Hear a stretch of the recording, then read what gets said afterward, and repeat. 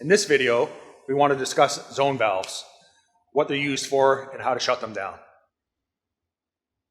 Probably the most common use that we know them for are high-rise zones. Every floor has its own shut-off.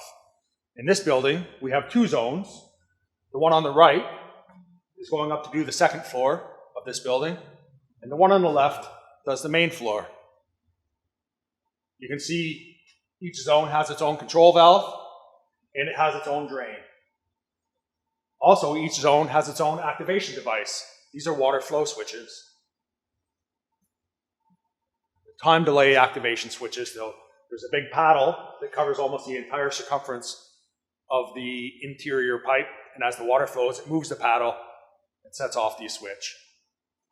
When we get to a building and you need to shut off the zone, which is much better than shutting off the entire system, depending on the type of building. If it's a commercial or industrial building, the zones and the valves may be exposed just like this, and this would be how easy it is to get at them. In a high-rise residential building or fancy office building or whatever, they may have drop ceilings over them or a ceiling hatch. So in this case, like most, you would need a ladder to get to them. When you're tasked to shut off the zone valve, you need to going to get at it. You can see this valve, unlike the shutdown procedure for the main sprinkler system, these are butterfly valves.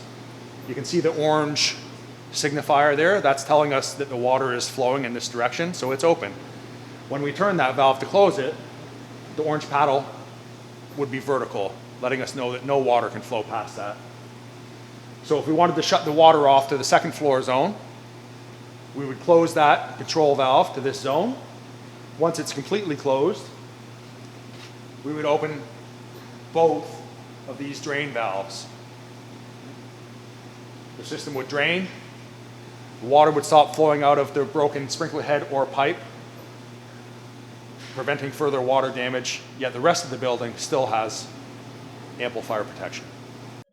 One other useful note I wanted to let you know about in regards to zone valves. They don't have to just be on floors and sections of buildings. They can be in elevators.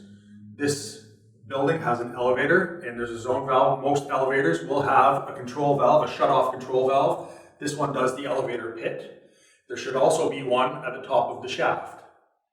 Another very useful control valve in many buildings in the electrical room, on the exterior side of the electrical room, if you look, there'll be a shut-off valve for the sprinkler head in the electrical room.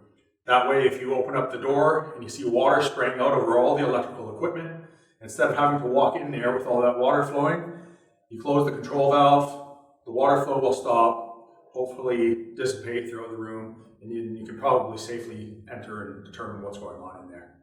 Thank you.